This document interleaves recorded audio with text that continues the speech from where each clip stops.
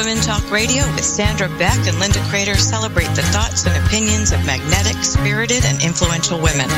Each week, bold, brilliant women spark vigorous conversations on the complexities of life, love, and happiness. Now here are your hosts, Sandra Beck and Linda Crater. Hey ladies, this is Sandra Beck and I'm here with Linda Crater, and we're visiting today with Joyce Buford, Kathy Craffey, Sandy Fowler, and who did I miss? Did I miss somebody, Linda? Well, Alex, I think, is joining us, but I'm not sure that she's on yet. Okay, great. All right. So hopefully we'll get Alex Akorji coming on to today's show. And today's conversation is about emotions. And I have something to say about emotions because I am a gal, and Linda and I have talked about this at length. I've talked about this to a bunch of my friends. I feel emotions, but I don't think I feel them the way most women do, because they seem to be able to cry easily. They seem to be able to express their emotions easily.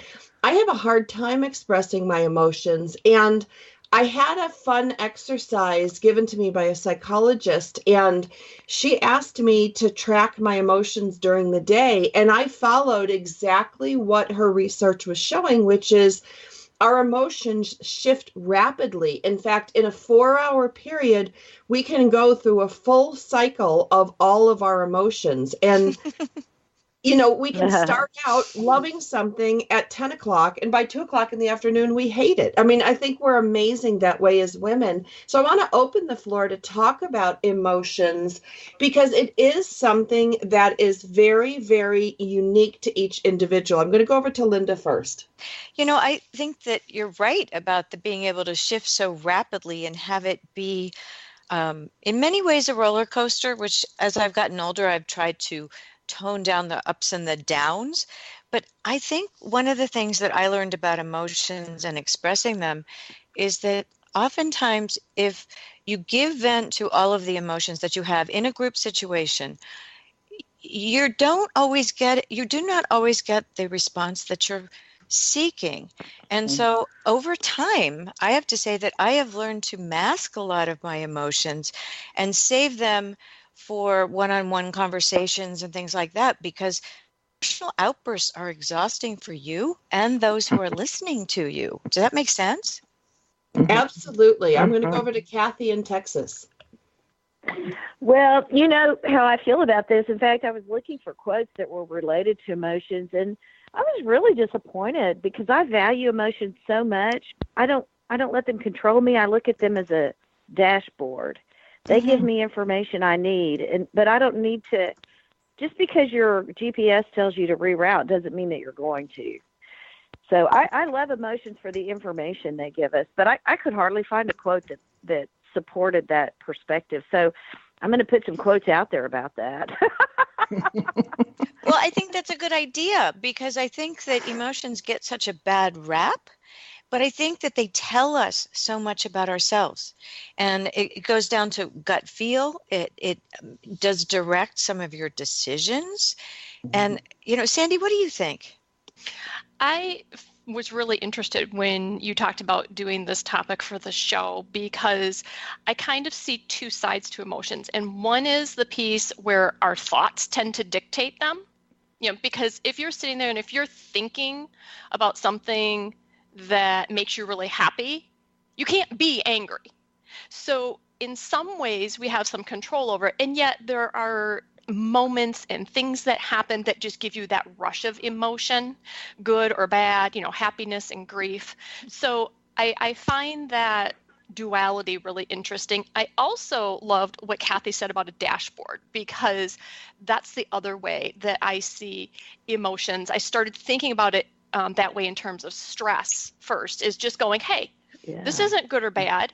It's being aware and looking at it and going, okay, so you're like this with the emotions. What is this saying about what's going on in my life? If I'm experiencing a lot of negative emotions, I can take a step back and go, well, what am I doing? What am I thinking? Who am I hanging around with? What can I change in my life to give me a happier place to live? And I'm with you, Sandra. I'm not a, big burst of emotion person. I do not run around crying at the drop of a hat. Me But neither. that also doesn't mean we don't feel them. Well, that's something, I talk a lot about, people on the spectrum or kids on the spectrum because, when you feel emotions differently or you express emotions differently, people often make a value judgment. There's a little guy on my son's soccer team, and I know he's on the spectrum. I don't think a lot of people do. And he's very high functioning. He's Asperger's. He's smart as a whip, and he's the goalie, but his reactions are atypical, let's say. And he's not freaking out. He's not yelling. And I was listening to some of the other moms, talking about how he thinks he's so great. He's so aloof. He's this, he's that. And I leaned over and I said, I don't mean to speak out of turn. I said, but he is on the spectrum. He's very, very bright. He's also very, very quiet. And he doesn't make eye contact because it's difficult for him. And it doesn't mean that he thinks he's better than your kid. And I said, you might try giving him a chance and accepting him the way he is. And, which is why I'm like mean old soccer mom. No, you're actually educating people. Well, I do understand. Advocate a lot for kids and people that are different because, gosh, you look at what's going on in the nation right now, embracing differences, and we try to interpret things, and interpreting emotions for people, when you try to interpret their emotions and you don't ask them what they're really feeling, I think we're wrong 100% or at least 95% of the time. I'm going to go to Joyce Buford. Well, this is, when I first heard the topic or read the topic emotions, I kind of went all over the place because, you can look at my face and get an emotion, what emotion I'm reading. I wish I didn't have that visual screen that I do for most people. They go, back off or come close. Or, this lady's in confusion. But, I love, as I did some of the research, I love the things that emotions provide us with if we are in connection with them. And that is that they make us take action. And I never thought about how important that is, that emotion can do that for us, that we can feel like, I've got to do this, I've got to prepare, or I will bomb and have a negative emotion, or I'll do well and have a positive emotion. So it was really interesting to me how I've evolved over this assignment or show, is just communicating through the emotions. They are so important. And many of us in our youth were said not to express emotions. We were not allowed to express our emotions. We were sent to our room when we cried or whatever. And it's really, in our adult life, this kind of caused a little bit of confusion. Yeah, I'm going to go to Alex Akorji in Nigeria. Alex, are you with us?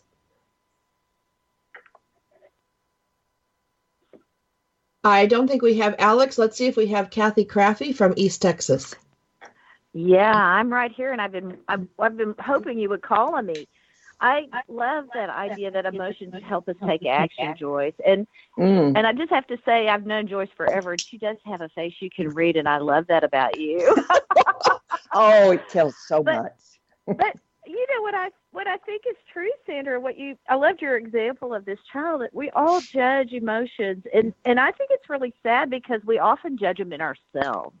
I think Joyce touched on that point, that as kids we're told some emotions are good and some are bad, and I really prefer to think of my emotions as just information, and some of it I need to disregard, and some of it I need to really trust my instincts on. Right. Well, don't you find it interesting, girls? Like, and I spend a lot of time thinking, because I'm just a giant nerd. But when I was preparing for today's show, I think we all are, if that's the definition. There you go. But I kept thinking about, my divorce and how I viewed it, like 1 month after it was final, 1 year after it was final, 3 years, 5 years, 8 years. And I had such different emotions over the time. And it was the same scenario. Like, that was what was fascinating to me. You know, it happened, it was this, it was a collection of facts, and I put them down on a piece of paper, but then I charted my timeline to see how I went from like anger to frustration to guilt to fear to happiness to contentment to, you know, all these different interpretations of the same event. And it was all driven by what I decided to focus on. And I really thought to myself, do emotions come first and lead our thoughts, or do our thoughts come first and then lead into our emotions? We're excited today to share a new sponsor with you, Organifi. That's Organifi, spelled with an I at the end. And they have a delicious line of nutrition and wellness products you'll love. We enjoy all these products, and today we'll share more about the Organifi Red Juice. Organifi Red Juice is a superfood red juice, packed with organic antioxidants and immune-boosting herbs. Add a scoop to water or almond milk to get your daily boost, and it tastes amazing. Bump up your metabolism, increase fat loss, and promote stronger, firmer skin. So easy to add to your wellness routine. Plus, it's delicious and nutritious, and our listeners can get 20% off. Go to Organifi.com, that's Organifi with an I at the end, and use code DYNAMIC. Such a great addition to your health and well-being. That's Organifi.com with code DYNAMIC for 20% off your order. Organifi with an I. You'll love it. You know, I think that's a really interesting question, because I think that we go through phases of time. And you mentioned the divorce. I think it's very common to go through sort of an overwhelmed feeling, then a numbness, then you start to come out. But things can pull you back negatively, and the timeline does shift. I think emotions can control us if we let them. And it's hard to do that. It's hard to stop that spiral when it happens. You know, we had another show on overthinking. I think that's where we take those emotions and we use them to create absolute fiction sometimes, because that's fear coming out in us. And I'm very intrigued by what you talked about with the young boy, or even somebody else mentioned, I'm sorry, I can't remember whom, how we interpret others' emotions, because I also show things completely on my face, and I've learned to be a little better at it, but I really can't hide it out of my eyes. And so we're coming up on a break, but I would love it if we could talk about in the second segment how and what it means when we interpret other emotions. Are we devaluing what they're saying? Are we minimizing it?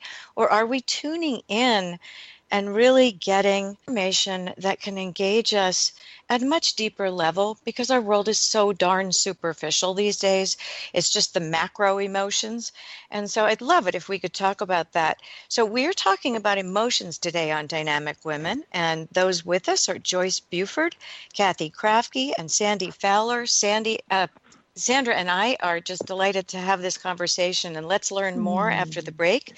You can find out more at dynamicwomentalkradio.com and also on iTunes. Don't go away. We'll be back right after this break, and we have more to share.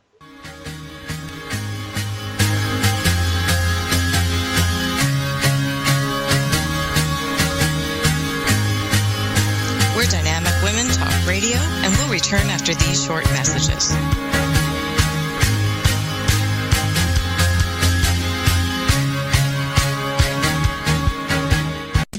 It's the Fitness Minute with fitness expert Annette Hammond. Thinking before drinking is good advice.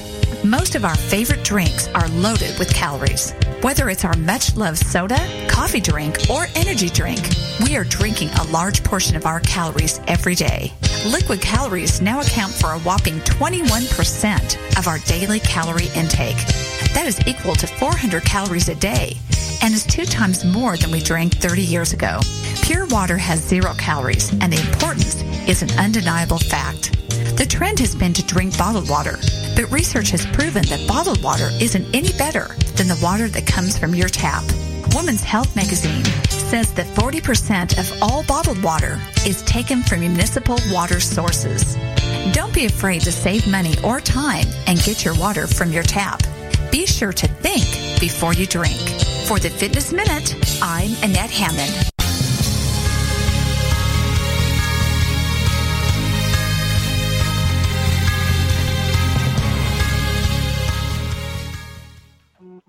Hey, ladies, this is Sandra Beck, and I am here with Linda Crater, and we're visiting today with Kathy Crafty, Joyce Buford, and Sandy Fowler.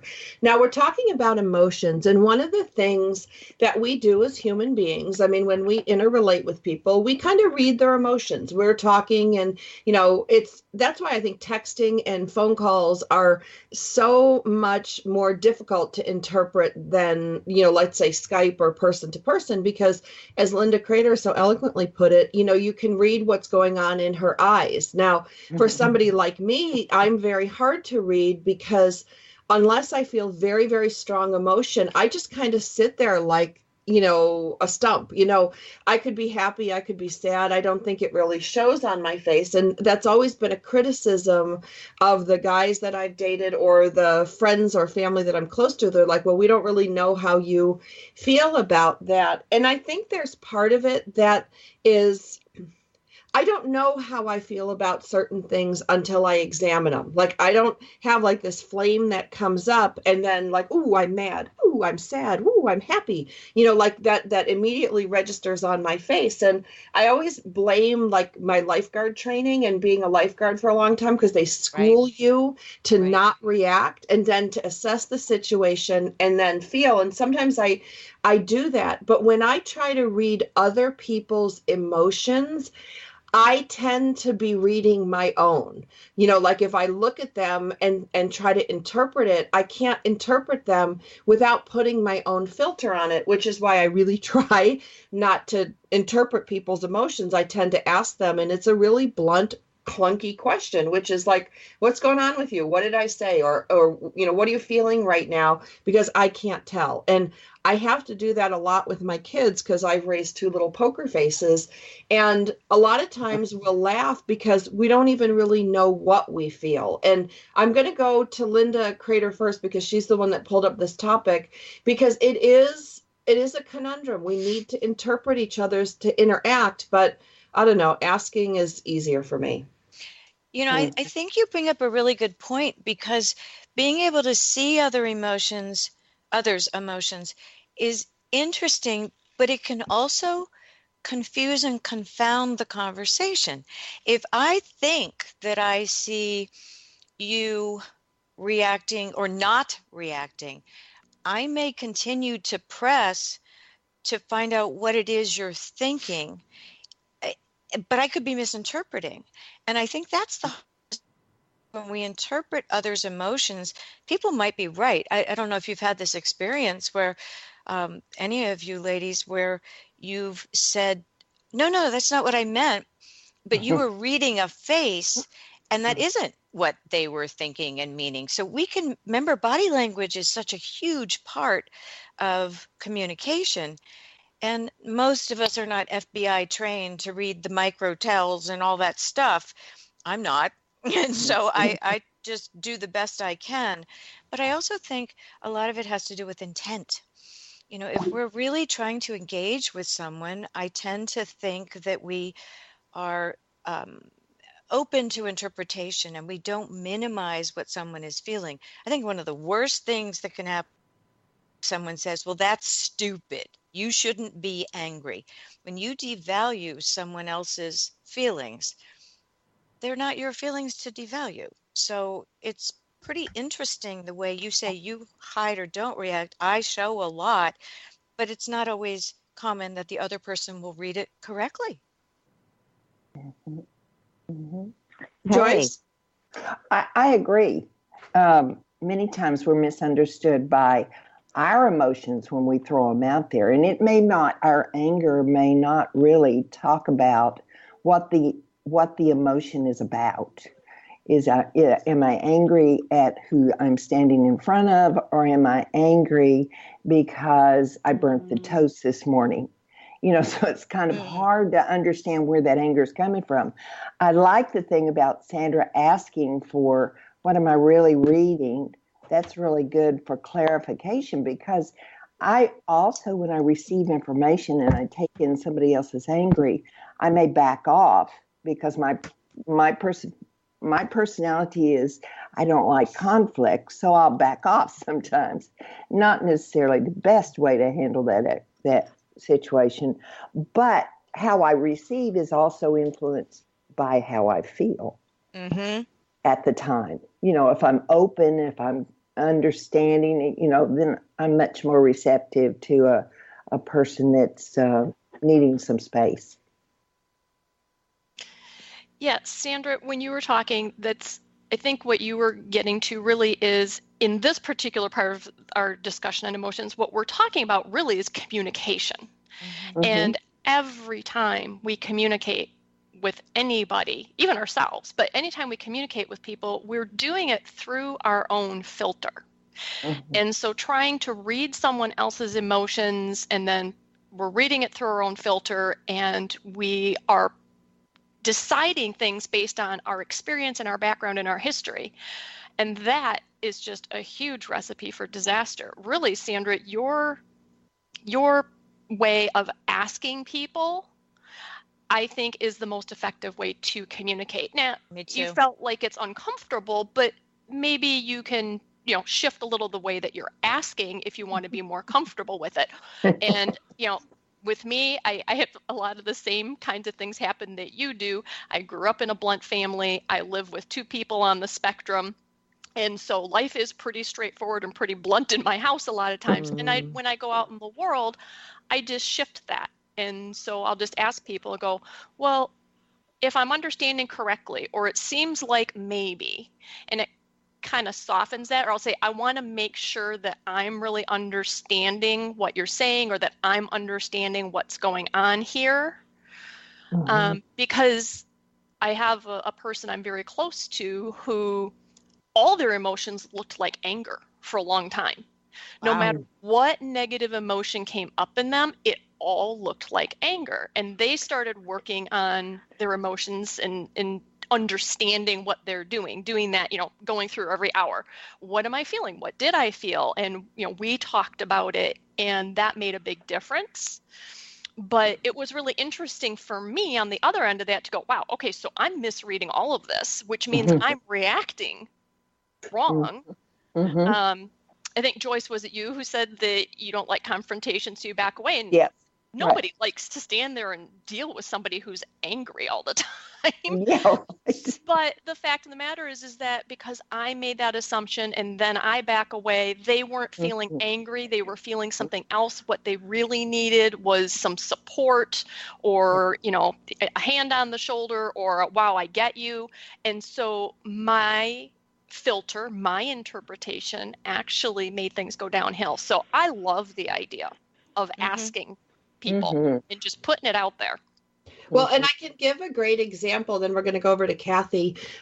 Recently, we had a lot of wildfires in my neighborhood, and I didn't charge my phone. You know, the kids were safe, the dogs were safe. I didn't really think about it, and I'm just doing my own thing. And the person that I'm seeing was really mad at me, you know, and really, I mean, like the maddest I've ever seen him. And then I said, like, why are you yelling at me? Why are you mad at me? I'm like, aren't you just glad I'm safe? And he goes, I was scared. And I interpreted his anger. He's like, you scared me. He's like, you scared me. He goes, I thought you were dead. He says, you always answer your phone. You always text back. And I'm like, well, my charger was broke. Like, you know, the little nubby off the bottom broke. So I couldn't charge my phone. Like, it was that simple. But had I, like, screamed back at him, you know, like, who do you think you are? Or like, why are, you know, but asking the question, like, why are you so mad at me?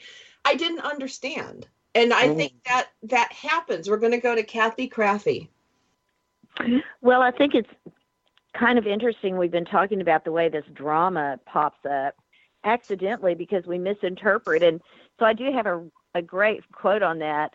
Flowers are restful to look at. They are neither emotions nor conflicts. That's from Sigmund Freud. I just thought he was funny, of all people, because he did so much work in that area. That he didn't like drama either, apparently. No, I think you're wise to bring up fear. I mean, we've been talking about anger as an emotion, but there's so many. I know Joyce has written a whole ton on happiness, which I really am so grateful for that, Joyce. I think it's so important for people to realize happiness is attainable, but there is structure to how we achieve that goal of living in a happy way. Yeah. And then, systematically, you can't be happy 100% of the time because our emotions are in flux always. But, and then the other comment that I loved was what Sandy Fowler said, and I actually wrote this down. I'm going to put this on my blog as a quote. It was interesting for me to understand my interpretation actually made things go downhill. So I love the idea of asking. Thank you for that, Sandy. That's just a beautiful quote. Mm-hmm. I'm going to enjoy having that among my things that I love to get wisdom from other people. The shortcut to wisdom. We get it from others. Yeah. So I don't know. I'm with you, Sandra. I think fear is such a great example of how we often misinterpret the emotions we see in other people. And fear is such a tricky one. I've just done a whole series of things on it.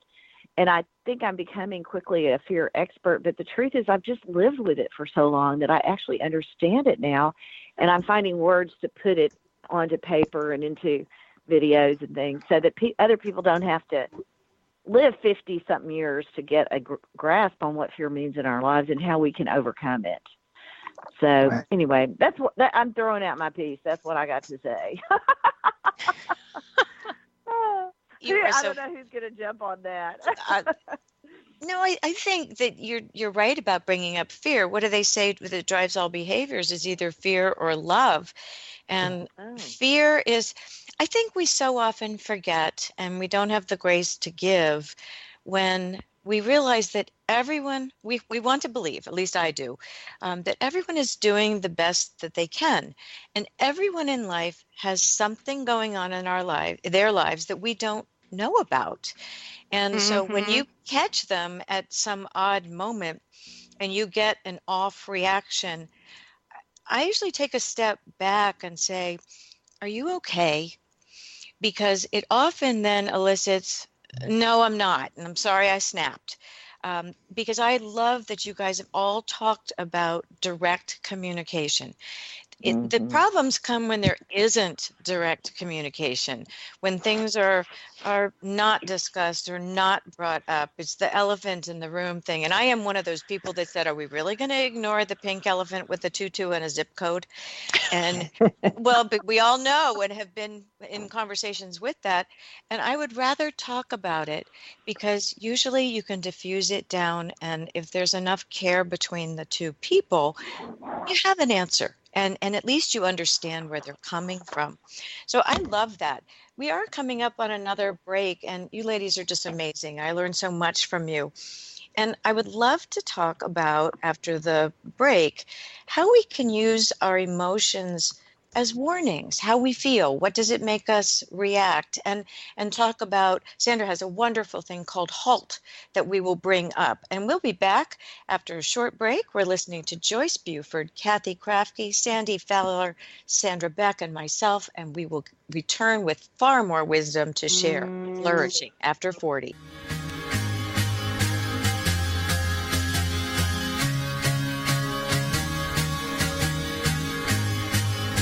We're Dynamic Women Talk Radio, and we'll return after these short messages.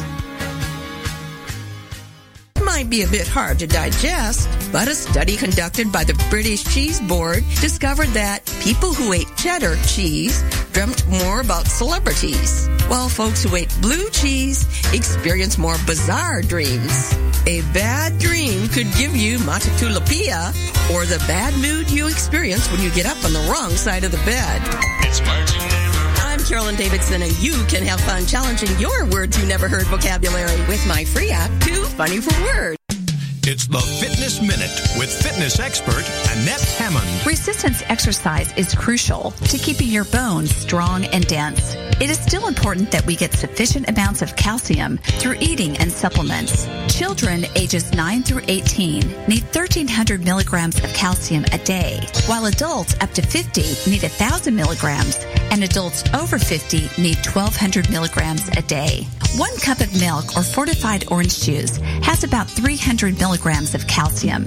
Other good choices are yogurt, cheese, oatmeal, and salmon. When taking a pill or chew of calcium, be sure to couple it with vitamin D to help with the absorption. It is estimated that in the U.S., 55% of men and 78% of women over the age of 20 do not get enough calcium in their diets. I'm Annette Hammond. To hear other fitness and weight loss tips, visit our website at AnnetteHammond.com.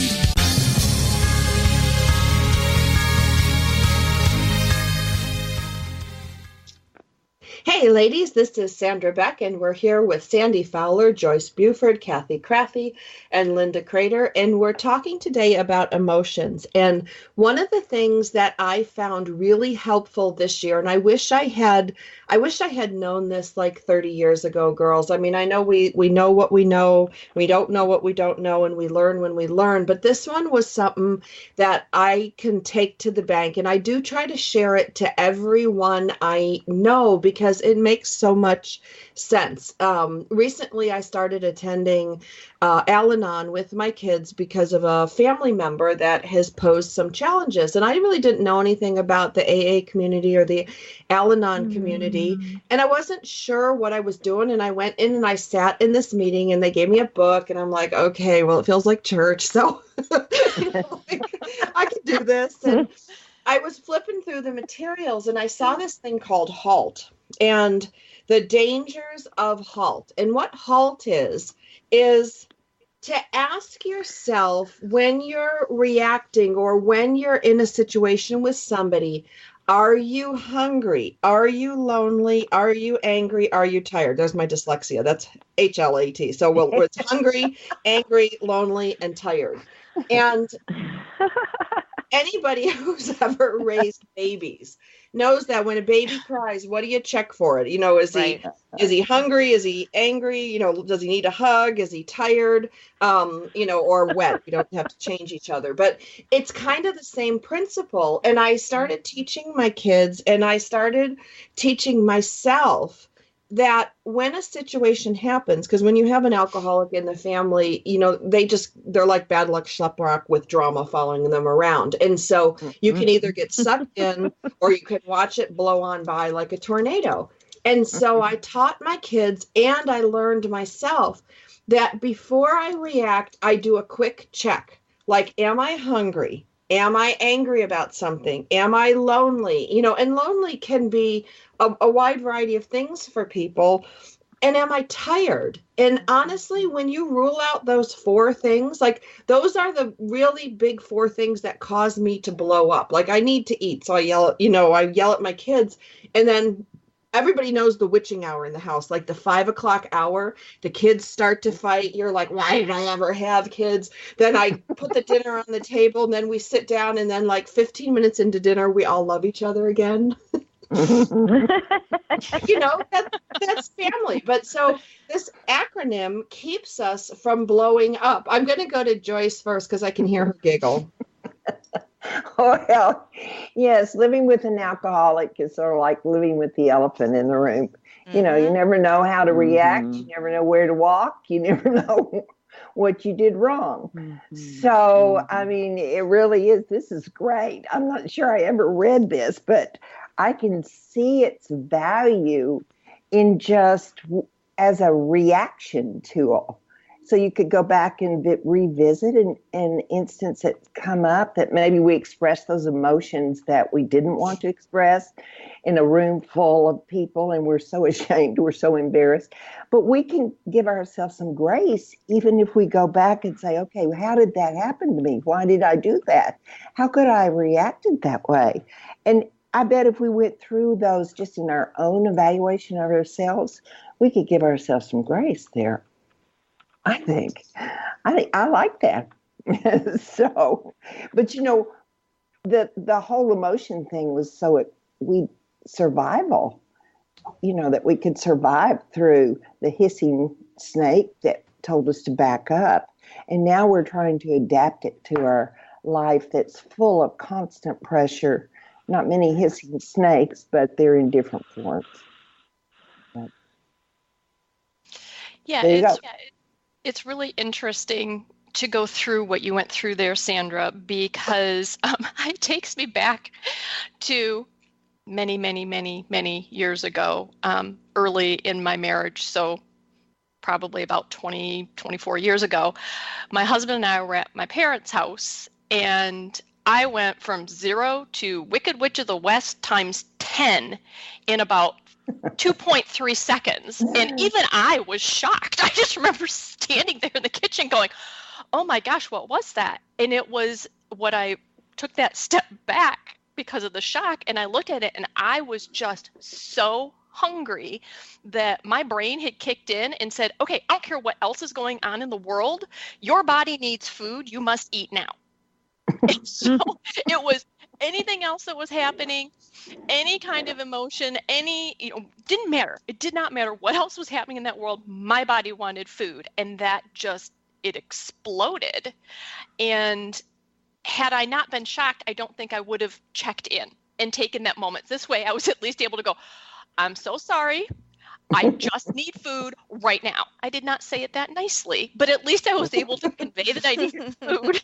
And after we fed me, I could, talk to people and explain what happened. But it was such a learning experience. And I love this acronym just to be able to go through that. And it's such a great way to be able to talk to other people. But I think mostly because it's just that reminder to take that moment to check in with ourselves and go, okay, I acknowledge that I'm feeling this emotion, but what does it mean? Instead of that reaction, if you can pause and reflect for a second, or even just have the awareness that there's something going on, you can then respond instead of reacting. And when we respond, we're in control of our world, and we're in control of what we're doing. When we react, we're letting our emotions or our crazy thoughts rule the roost. And then we just get into reaction mode, and we just keep reacting to everything that's happening. But if we respond, then we can be thoughtful, and we can shift things. And it goes back to our other conversations. If I'm responding, I can say, hey, this is what's going on with me, or wow, I'm not sure what's going on, or Sandra, why are you yelling at me? But if we can take that moment and go to that place, I think it changes everything. Well, I love that. This is Kathy. And Sandy, I just love what you shared, and you brought up such a great point. We've been talking about communication, and what we haven't talked about is boundaries. And it's so important when we have those moments, like whether it's hunger, but sometimes it can be an overreaction, like a real emotional moment. I've had this happen. I thought this is where you were going with this. In fact, I've had this happen in my family, in my extended family, where suddenly I'm not just angry, I'm furious. And then I know now, but I didn't know back when I was a young woman in my 20s and 30s, I didn't know that fury meant, okay, this person has done this before, and I am sick of it, and I'm ready to have a boundary here, and I'm angry enough to put it down. I'm ready to just stop this behavior that hurts me over and over and over again. And I think that's why I call our emotions a dashboard. That when it gets to the fury meter, where we're, instead of 0 to 10, we're at about a 12 on anger, that is such a good reminder. Okay, I need to take a step back. I need to figure out what the problem is here in this relationship. I need to create some boundaries so I'm not getting sucked into this. And sometimes you can watch the tornado go by, but sometimes you really have to continue to engage with that person. So boundaries become really essential. Anyway, I'm just throwing that out for the next person who wants to give me some wisdom on that. I'll just jump in. This is Linda. I was just thinking as you were all talking about things that I could relate to really well. I used to have a much shorter fuse when I lived with someone who was extraordinarily controlling. And someone actually sent me to Al-Anon because it was very, very similar to living with an alcoholic.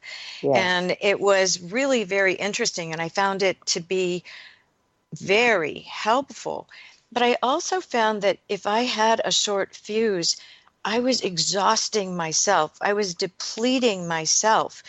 And so I realized that in many ways, they were trying to elicit that kind of reaction, because then I could be blamed for what was happening. And so I, over time and wisdom and a lot of help, learned that I could keep a longer fuse and simply not react at the small things.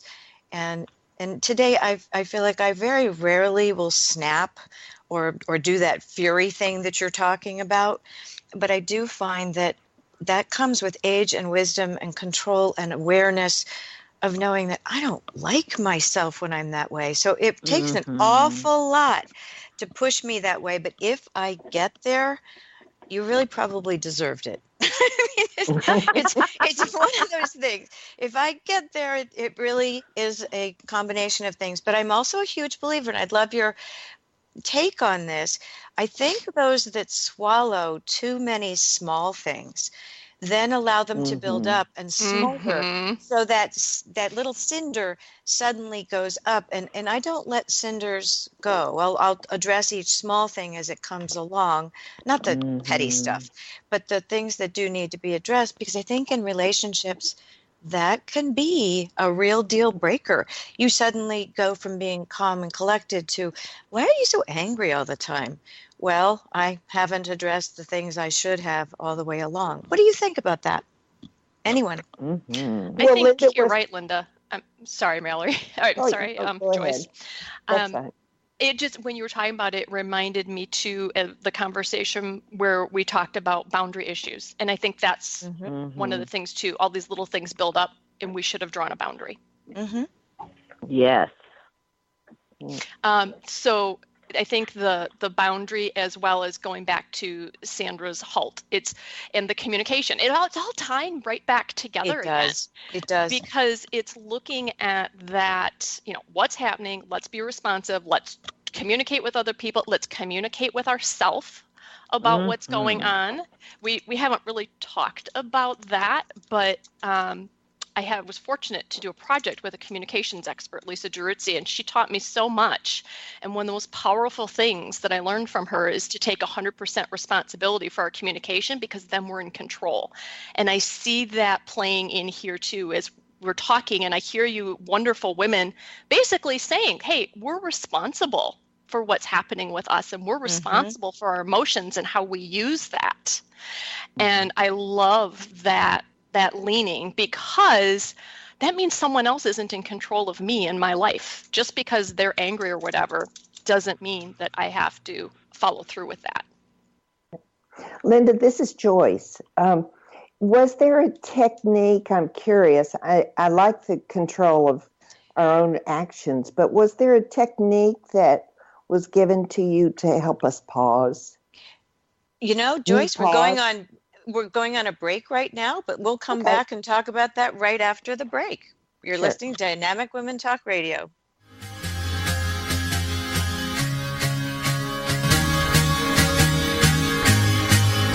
We're Dynamic Women Talk Radio, and we'll return after these short messages.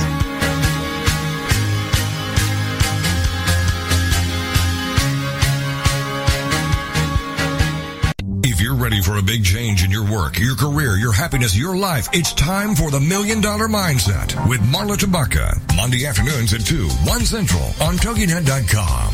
Marla believes that with the right mindset, anything is possible. Join us as successful life coach Marla Tabaka inspires you and her clients to explore, discover, and live your dreams by developing what she calls the $1 Million Mindset. Marla will inspire you to take action on your dreams and reveal secrets to success that will help you realize your own unique power. Tune into the $1 Million Mindset for heartwarming stories with Marla Tabaka.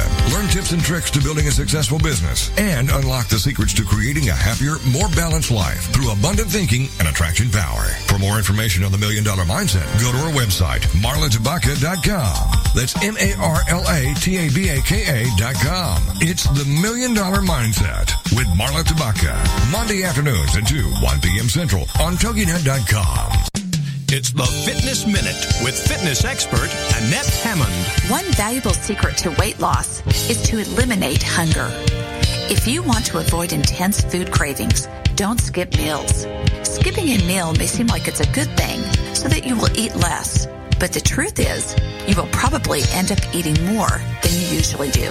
The key is to eat many small meals, like 6, instead of 3 big meals. Consuming regular meals of complex carbs with protein and a small amount of healthy fat will keep your blood sugar stable and you will feel satisfied. I know I run into problems when I don't eat for a while and I am starving. That is when I make bad food choices and overeat. So keep hunger at bay by eating small, healthy amounts every 2 to 4 hours. Concentrate on food with staying power. Don't let hunger set in. Eliminate it. For the Fitness Minute, I'm Annette Hammond.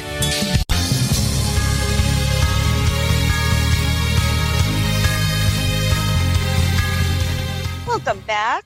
This is Linda. Right before the break, Joyce asked me what cue I used to kind of slow down the drama fuse. And I had an amazing, amazing counselor who said to me, take a look at the energy you're about to expend and go through this really quick exercise in your mind. Is this a lump in your oatmeal, a lump in your throat, or a lump in your breast? And accordingly, assign the energy level to that. So again, it's another way to slow down and think before you responded, but it also lets you prioritize what it was that you were going to communicate. So does that help, Joyce? Yes. Yeah, it's just a funny way to do it, but it also taught me very well, and I'd love to hear your feelings on this, that you mentioned boundaries, and we are all responsible, or Sandy said we're all responsible for our own communication, and we are. So many times I found at that period of time in my life, I was my own worst enemy, self-sabotaging myself because I wasn't setting boundaries on the small things. And so by the time it got to the bigger things, I was berating myself because I had not done it. Now, there is something called gaslighting that I want to just mention. We'll have it separately in another show. But gaslighting is when someone is close to you and knows your vulnerabilities and then uses them against you to make you feel diminished and inadequate. And they'll lie to you and then make another lie, and you start to think you're crazy. And then you're told you're worthless. And it's a whole series of things. And if you don't know what it is, just Google what is gaslighting. And it's very interesting. So we'll talk about it further. But emotional abuse and control is often a part of our emotional responses. So it's kind of an interesting thing. Sandra. Well, I want to give an example because it's one thing to hear these terms. It's another thing to see it in reality. I had a relationship with an alcoholic who gaslighted all the time. And this is what it looked like. I would go to pick him up from the airport. And when we got home a day later, he would say, well, you were 2 hours late picking me up. And I'm like, wait a minute. Right. I wasn't 2 hours late picking. Yes, you were. You were 2 hours late picking up. I had to stand out and wait for my luggage. And then you weren't there. And, I did 4 phone calls and they were like all these blatant lies. And then I'd look at him thinking, are you really lying to me? Do you expect me to believe this? But here's the weird thing that happens. When it continues, they back up the lie and then they make it like you're stupid. You're crazy. And they say, yes, you're crazy. And then this is after they wear you down, month after month, year after year. And it starts out really small and it gets really big. But I got to the point where when I would pick up this person from the airport, I would take a picture on my phone, and I would write it on a Post-it, and I would stick that Post-it in my kitchen cabinet on the inside. I was on time picking up so-and-so. Yes. Because there's... Oh, my goodness. No, it's true. She's describing it beautifully. The reality is all of a sudden the dominant reality, even though it's totally crazy. But what it does to you when someone stands in front of you that you loved, promised to love, honor, and cherish, and lies right to your face, you get confused. And in that moment of confusion is where the control begins, because you get confused going, can I trust this person to tell me the truth? Are they not telling me the truth? What's going on here? And in that confusion, they hammer home the dominant reality, which is their reality. And it's all about power. It's all about control. And if you're married to a person like this for 5, 10, 15 years, it takes a long time to come out of that and own your own reality. So if you feel crazy with your partner or your parent or your friend, and you just sit there going like, I'm so confused, and then finally you just give up because it's not worth the fight. And that's where that whole process, people can control other people. It can be parent to child, spouse to spouse, friend to friend, brother to sister.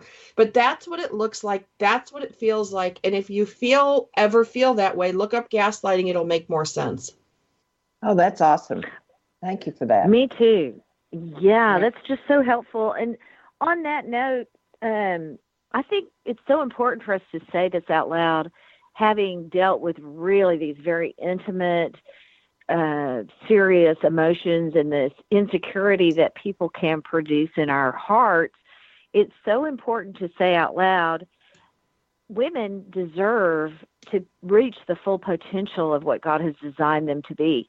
Mm-hmm. He designs us to be very, very awesome, beautiful, emotional, receptive creatures. And so I just want to come back to that, because we want people to know there is freedom from that. You do not have to live with that.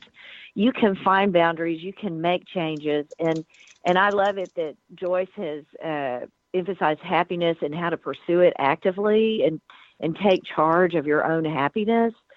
And I also love, I've never gotten to be on a show with Sandy Fowler before, but I love what you're talking about, Sandy, and I can't wait to Google your name and find out more about what you're doing out there in the world. I just appreciate your positive energy so much. So I just wanted to throw that out. Oh, you're welcome. I just want to throw that out because creativity comes out of our emotions too, and that is creating a great life for yourself. Sometimes these negative emotions are exactly what it takes to change the course of your life. Yeah, well, Kathy, you were talking there about, drawing boundaries and things. And one thing I just really wanted to mention, because it's come up a lot lately, is, we were talking about gaslighting, about these places where basically people are being emotionally abused. And there was conversation about, during one of the breaks, about a woman going through to great lengths before she divorced her husband to make sure that it wasn't something he couldn't help or whatever. So I think oftentimes as women, especially being caring caretakers, that we put ourselves in positions where we accept emotional abuse. And we really need to be okay with drawing boundaries and also remembering that they're in-betweens. It's if you're in a marriage situation and you don't feel like, oh, I can divorce him because, he's on the spectrum, or he has this issue, or he is mentally ill, or whatever. It doesn't have to be a big thing. You can go, well, you know what? I'm going to leave so that I'm safe until you get help. I will support you if you're getting help, and I will help you along the way. And I just wanted to point that out because I've had a number of people talk to me lately about women who felt stuck. And we need to know that there are stages, and we don't have to be the blankety blank who abandons somebody who needs help or is ill.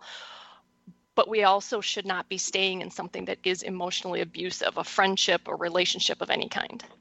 I agree. And I want to bring up one thing that I think others talk about, particularly men talk about women with, and that is when they talk about emotions, that almost equals the word drama to them. And why is that? Because emotions are good, and I bring this up in all sincerity. I think that most people would consider women lower maintenance if they have what they would consider a normal range of emotions.